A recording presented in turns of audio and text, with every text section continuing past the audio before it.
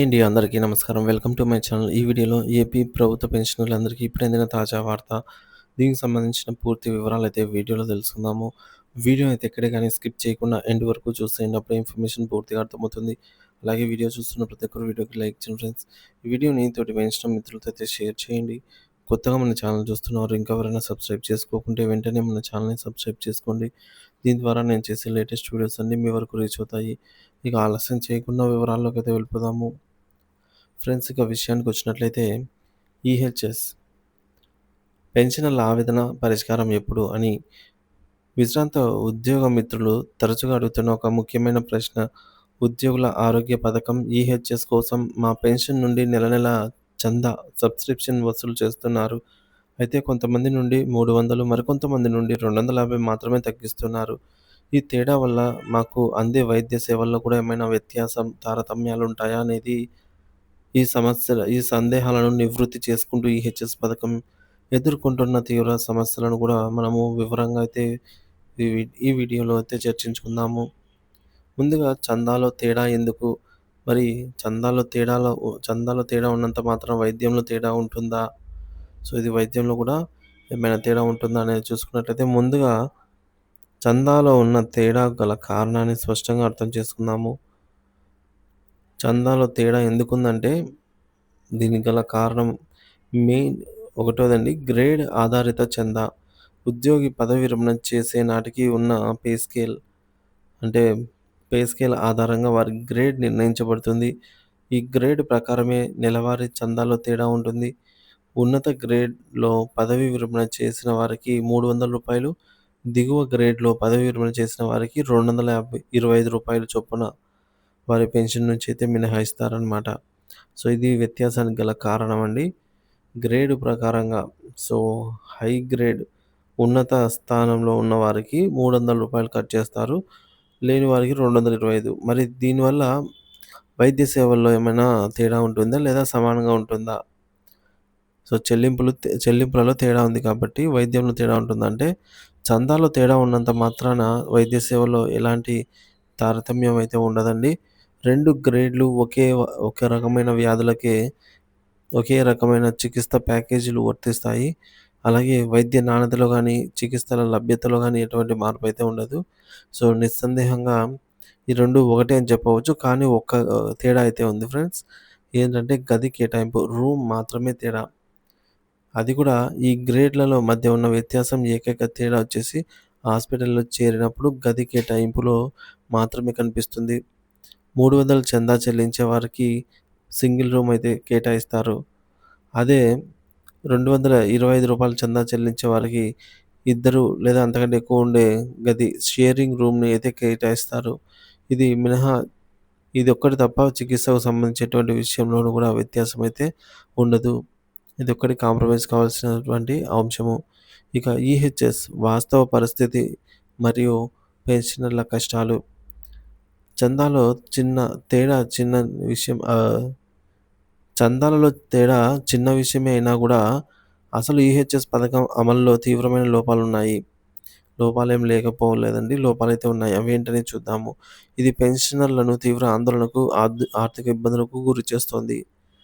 అందులో మొదటిది పేరుకే నగదు రహిత వైద్యం.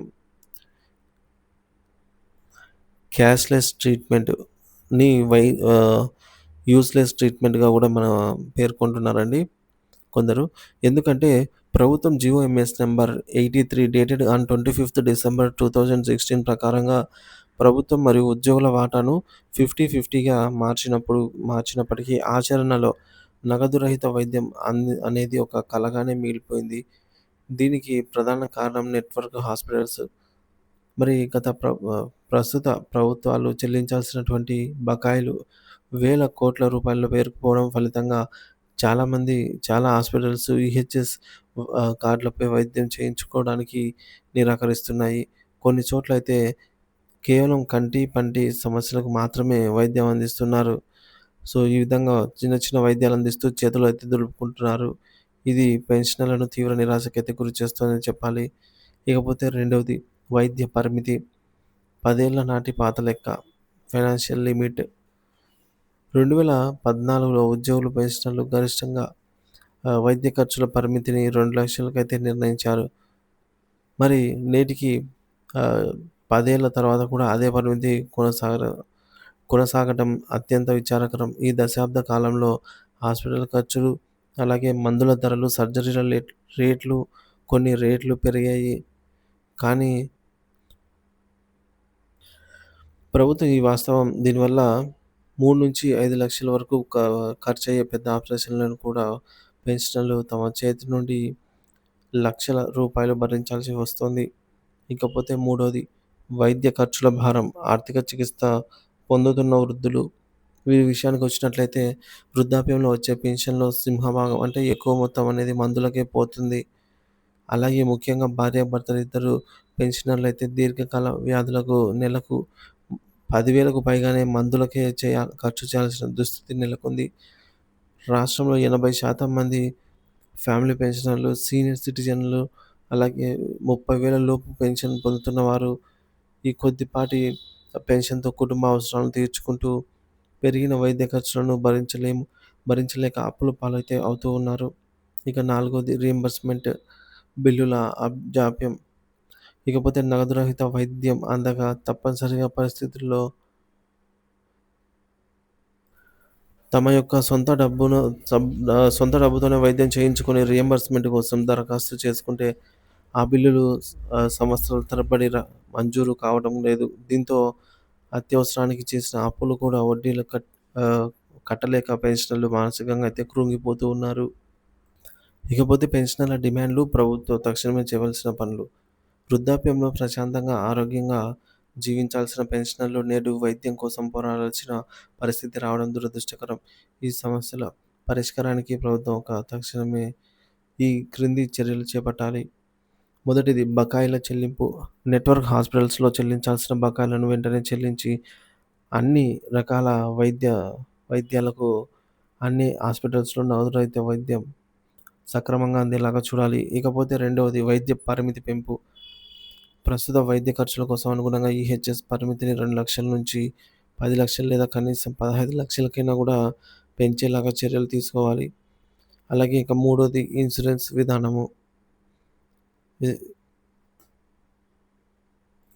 ఇన్సూరెన్స్ విధానం అమలు. ప్రభుత్వం గతంలో ప్రకటించినట్టుగా మరింత పటిష్టంగా ఉండే ఇన్సూరెన్స్ ఆధారిత ఈహెచ్ఎస్ విధానాన్ని వెంటనే అమల్లోకి తీసుకురావాలి. దీనివల్ల ఆసుపత్రులకు సకాలంలో చెల్లింపులు జరిగి పెన్షనర్లకు ఇబ్బందులు తప్పుతాయి. దీర్ఘకాలిక వ్యాధులకు అనవసరమైన మందులను ఔట్ పేషెంట్‌గా ఉన్న అన్ని నెట్వర్క్ హాస్పిటల్స్‌లో ఉచితంగా అయితే ఏర్పాటు చేయాలి. నాయకులకు విజ్ఞప్తి. జేఏసీ నాయకుల పెన్షనర్ల సంఘాలు ప్రతినిధులు మరియు ఆంధ్ర పెన్షనర్స్ పార్టీ అధ్యక్షులు ఈ విషయంలో తక్షణమే చొరవ తీసుకోవాలి. సో, తద్వారా ఇది వేలాది మంది పెన్షనర్ల జీవన హ్మ్.